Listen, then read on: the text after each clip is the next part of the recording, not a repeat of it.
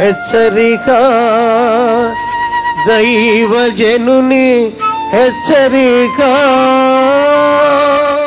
ఈ సంసోను గురించి ఇక్కడ రాయబడిందండి. సంసోను పుట్టక ముందే దేవునికి సంసోను కొరకు గొప్ప తలంపులు ఉన్నాయి. వాళ్ళ తల్లిదండ్రులు బిడ్డలు లేని వారికి ఉన్నప్పుడు దేవుడు తన దూతను పంపించి మనోహను అతని భార్యతో చెప్పాడు, మీ గర్భంలో ఒక బలవంతుడు పుట్టబోతున్నాడు, ఇశ్రాయేలీయులను శత్రువుల చేతుల్లో నుంచి విడిపించబోయే వాడిని, దేవుని చేత అభిషేకించబడిన వాడిని నీ గర్భంలో నేను ఉత్పత్తి చేయబోతున్నాను, నువ్వు జాగ్రత్తగా ఉండు. ఆ పుట్టిన బిడ్డకు నాజీరు చెయ్యాలి. అంటే నాజీరు అంటే దేవునికి ప్రతిష్ఠించాలి. అతని తల మీద మంగలి కత్తి వెళ్ళకూడదు. అతను పుట్టినప్పటి నుంచి దేవుని కొరకు బ్రతకాలి. ద్రాక్షరసం ముట్టకూడదు. తన శరీరాన్ని అపవిత్రపరచుకోకూడదు. అతడు నేను నివసించే వ్యక్తిగా ఉండాలి, నా శక్తిని ప్రబలపరిచే వ్యక్తిగా ఉండాలి అని దేవుడు తల్లిదండ్రులకు నేర్పించి, మీరు కూడా ద్రాక్షరసం ముట్టకండి, మీరు కూడా అపవిత్రమైన వాటిని ముట్టకండి అని దీవించి దేవుడు అద్భుతంగా గొడ్రాలుగా ఉన్న మనోహ భార్యను దర్శించి ఒక చక్కటి కుమారుణ్ణి ఇచ్చాడు. అతని పేరేంటి? సంసోను. అలాగే సంసోను పెరుగుతున్నప్పుడు చాలా సుందరుడుగా ఉన్నాడు, చాలా బలవంతుడుగా ఉన్నాడు. పుట్టకతోటే కండలు తిరిగి ఉన్నాడు, జిమ్ముకి లెక్కర్ లేకుండా. ఏంటంటే కొంతమంది జిమ్ముకి వెళ్ళి కండలు పెంచుతారు, కొంతమందికి దేవుడు న్యాచురల్గా ఇస్తాడు. దేవుడు న్యాచురల్గా ఇస్తాడు. అన్ని అందమైన బలమైన వ్యక్తిగా చేశాడు. దేవుడు ఎంతో ఆశీర్వదించి తన్ని గొప్ప జయమిచ్చాడు. తనకి యుద్ధానికి వెళ్తే గాడిద దవడ ఎముక తీసుకొని 1000 మందినితో చంపేయగలిగాడు. పచ్చి దవడ ఎముక టపక టపక టెన్నిస్ ఆడినట్టు ఆడాడు అనమాట. ఎంత బలం ఉందో చూడండి, ఎంతగా దేవుడు ఆత్మ అతన్ని ప్రేరేపిస్తూ ఉంది. అలా యుద్ధానికి వెళ్ళినప్పుడు ఒకసారి యుద్ధానికి వెళ్ళినాడు, యుద్ధం చేయకుండా అక్కడ ఒక అమ్మాయిని చూశాడంట.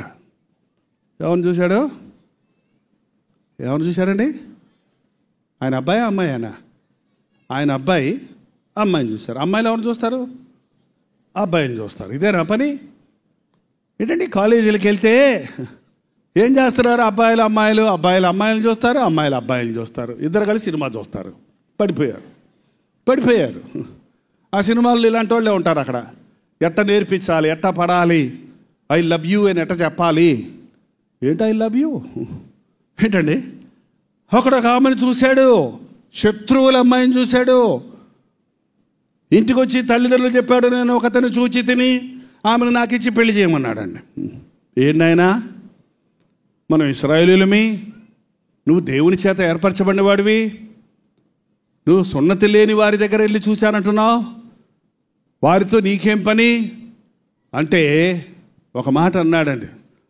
ఏమన్నాడు చూడండి, 14వ అధ్యాయంలో 2వ వచనం. అతడు తిరిగి వచ్చి తిమ్నోతులో ఫిలిష్తీయుల కుమార్తెలలో ఒకతిని చూచి తిని, మీరు ఆమెను నాకిచ్చి పెళ్లి చేయవలనని తన తల్లిదండ్రులతో అనగా, వారు నీ స్వజనుల్లో కుమార్తెల్లోనైనా కానీ నా జనుల్లోనే కానీ స్త్రీ లేదనుకోండి, సున్నతి పొందిన ఫిలిప్పీల నుండి కన్యకను తెచ్చుకున్నట్టుకు వెళుచున్నావా అని అతన్ని అడిగిరి. అందుకు సంసోను, ఆమె నాకు ఇష్టమైనది కనుక ఆమెను నా కొరకు తెప్పించుమని తన తండ్రితో, ఆమె నాకు ఏమైందంట, ఇప్పుడు భాషలో అయితే ఏమంది, ఐ లవ్ హర్ అన్నమాట. I fell in love with her. ప్రేమలో పడిపోయారు అంటారు కొంతమంది. పడిపోయాడంటే ఇక వాళ్ళు లేవడం ఏంటండి? ప్రేమలో పడిపోవటం ఏంటండి? అర్థం కాదు. యవన కాలంలో ఒక ఉద్రేకం ఉంటుంది, యవనస్తుల పట్ల ఒక ఆకర్షణ ఉంటుంది. అదంతా నిజమైన ప్రేమ అనుకుంటే అది అజ్ఞానం. అది శారీర ఉద్రేకంలో ఒక లైకింగ్, నువ్వు ఒకటి ఇష్టపడతావు. ఇష్టం అనేది వేరు, ప్రేమ అనేది వేరు. ఆమె నాకు ఇష్టమైంది కనుక ఆమెను నాకు ఇచ్చి పెళ్లి చెయ్యి. ఏంటండి, నీకు ఒకటి ఇవాళ ఇష్టం, నాకు ఇష్టమైందని ఒక చీర కొనుక్కుంటారండి. కొన్ని రోజులు నాకు ఏం చేస్తారు చెప్పండి? 4 సార్లు కట్టుకుంటారు. ఆ తర్వాత ఏం చేస్తారు? ఇంకో కొత్త చీర వస్తుంది, అప్పుడు ఏం చేస్తారు? ఇది పడేస్తారు అవతల. అది కావాలి, అది ఇష్టమైంది, ఇది అక్కర్లా. ఇది ఇష్టం అన్నావు కదా, అది అప్పుడు ఇష్టం, ఇప్పుడు ఇది ఇష్టం. ఏంటంటే ఒక కారు కొనుక్కుంటారు కొంతమంది, భలే ఇష్టం నాకు ఈ కారు అంటే అంటాడు. కొత్త కారు వచ్చింది అనగానే ఈ కారు పడేసి కొత్త కారు కొనుక్కుంటాడు. ఏంటంటే ఇష్టం అనేది ఎప్పుడూ ఉండదు, ఒక సీజన్లో, ఒక సమయంలో, కొంతకాలం ఉంటుంది. వివాహం విషయంలో ఇలాగ ఇష్టమైందని కాసేపు ఒక అమ్మాయిని, కాసేపు ఒక అబ్బాయిని, ఇంకొక అబ్బాయిని, ఇంకొక అమ్మాయిని చేసుకోవడం కుదురుద్దా? ఏమండి, ప్రేమించి పెళ్లి చేసుకున్నామని 3 నెలలు అయిన తర్వాత ఈ అమ్మాయితో నేను బతకలేను, ఈ నాకు వద్దు అని జగడాలాడే వాళ్ళు ఎంతమంది చూస్తున్నాం. ఆ ఇష్టం పోయింది, ఆ ఇష్టం అంతా పోయింది. జాగ్రత్త అండి, ఇక్కడ యవనస్తులు యేసునామములో హెచ్చరిస్తున్నా. వివాహం విషయంలో పెద్దలకు వదిలిపెట్టండి, దేవుని చిత్తానికి వదిలిపెట్టండి. మీ ఇష్టాలు చేసుకోకండి, తర్వాత కష్టాలు పడతారు. ఏంటది? మీ ఇష్టాలు చేసుకుంటే తర్వాత కష్టాలు పడతారు. ప్రార్థన. పరిశుద్ధుడా, ప్రేమగల తండ్రి, నీతో నిబంధన చేసుకుంటున్నారు చూడయ్యా. నేను చావను, నేను బ్రతికి నా దేవుని కార్యాలు వివరిస్తాను. నేను ఈ లోకంలో కన్ను మూస్తే నా పరలోక రాజ్యంలో నా ప్రభు సన్నిధిలో ఉంటాను అన్న ధైర్యాన్ని మాకు దయచేయి నాయన. ఇది పాపలోకము నాయన, ఎక్కడ చూసినా పాపమే నాయన, ఎక్కడ చూసినా దౌర్జన్యమే నాయన, ఎక్కడ చూసినా మోసాలు అబద్ధాలే ప్రభువా, ఎక్కడ చూసినా వ్యభిచారాలు తండ్రి, మానభంగాలు నాయన. తండ్రి, ఇలాంటి నీచమైన లోకంలో నీ కొరకు బ్రతకడానికి మాకు శక్తి దయచేయ్యా. ఈ లోకంలో బ్రతకలేక విసిగిపోతున్నామయ్యా, ఇటువంటి అన్యాయస్తుల మధ్య ఉండలేక విసిగిపోతున్నామయ్యా. అందా మమ్మల్ని శోధించేవారు, మమ్మల్ని బాధ పెట్టేవారు, నువ్వు నమ్ముకున్న దేవుడు గొప్ప దేవుడా అని అవమానపరిచేవాడు, నీ దేవుడు ఏడని అడిగి ఎగతాళి చేసేవాళ్ళు మా చుట్టూ ఉన్నప్పుడు విసిగిపోకుండా సహాయం చేయి. ఏ కుటుంబాల్లో భార్య భర్తల మధ్య సమస్యలు ఉన్నాయో, ఈ భర్తను విడిచిపెట్టేయాలి, ఈ భార్యతో విడాకులు తీసుకోవాలి అని ఎవరెవరు తొందరపాటు నిర్ణయాలు చేస్తున్నారో అటివారు మనసు మార్చుకొని నా భార్యను కొత్త భార్యగా చేసి దేవుడు నాకు ఇస్తాడు, నా భర్తను నూతన సృష్టిగా చేర్చి నాకు ఇస్తాడు, నా భర్త మనసును దేవుడు మార్చగలడు, నా కుటుంబాన్ని కట్టగలడని నిరీక్షణతో వెళ్ళడానికి సహాయం చేయను ఆయన. పరిశుద్ధాత్మ కార్యాలు జరిగించుము తండ్రి. అంచె దినాల్లో మేమున్నామయ్యా. విరక్తితో ఈ లోకం జరుస్తుంది నాయన, దిగులుతో ఈ లోకం జరుస్తుందయ్యా, కృంగుదలతో ఉంది, విసుగుదలతో ఉంది. ఇలాంటి జీవిత సమస్యల మధ్యలో మేము క్రీస్తునందు ఆనందించే వారిగా, ఎల్లప్పుడూ సంతోషంగా ప్రభువునందు సంతోషించే వారిగా ఉండడానికి సహాయం చేయను ఆయన. తండ్రి, ఎడతెగక ప్రార్థన చేసే వారిగా ఉండడానికి సహాయం ఇచ్చేయి. సంతుష్టి సహితమైన భక్తి కలిగి ఉండడానికి సహాయం ఇచ్చేయి.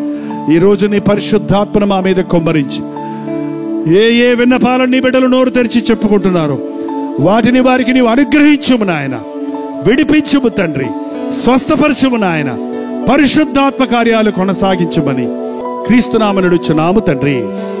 మన తండ్రి అయిన దేవుని యొక్క ప్రేమయు, కుమారుడైన క్రీస్తు యొక్క కృపయు, ఆదరణకర్త అయిన పరిశుద్ధాత్మ యొక్క సహవాసమును కూడి వచ్చిన మనందరికీ ఇప్పుడును సదాకాలమును తోడై ఉండును గాక. ఆమేన్, ఆమేన్, ఆమేన్.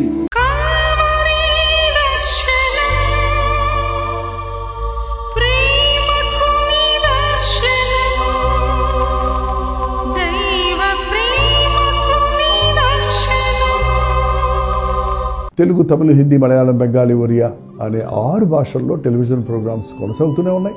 భారభరితమైన పరిచయంలో మీరు సహకరించాలని ఆశిస్తే ప్రభువు మిమ్మల్ని ప్రేరేపిస్తుంది. మీ విరాళాలు, కానుకలు డాక్టర్ జై పాల్ ఫౌండేషన్స్ అనే ట్రస్ట్ నెంబర్కి మీరు పంపించవచ్చు. అవి నేరుగా టీవీ ఛానల్స్కి వెళ్తాయి. అందులో ఏది మేము మా సొంత ఖర్చుల కొరకు ముట్టుకోవటం లేదు, వేరే పరిచయ కొరకు ముట్టుకోవటం లేదు. టెలివిజన్ పరిచయలో ఇంకా సువార్త వెళ్ళని వారికి అది అందించాలని ఆశతో ఒక 20 సంవత్సరాలుగా కొనసాగుతున్న పరిచయం కొరకు ప్రార్థించండి, మీ సహకారాన్ని అందించండి. ఈ విషయంలో మీకు ఇంకా ఎవరు కావాలంటే 89393939 అనే నెంబర్కి మార్నింగ్ 10 నుంచి ఈవినింగ్ 10 లోపల మీరు ఫోన్ చేయండి. వివరాలు గురించి తెలియజేయండి.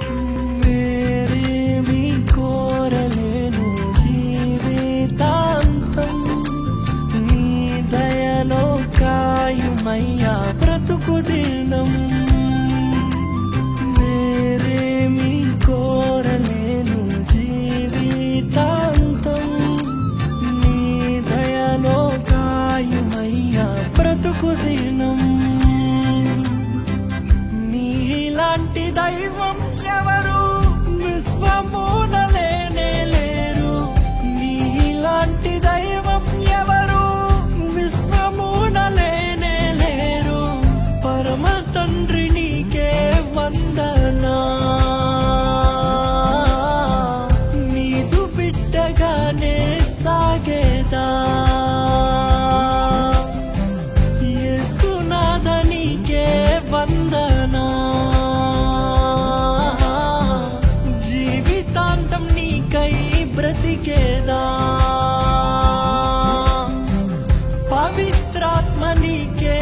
వందనా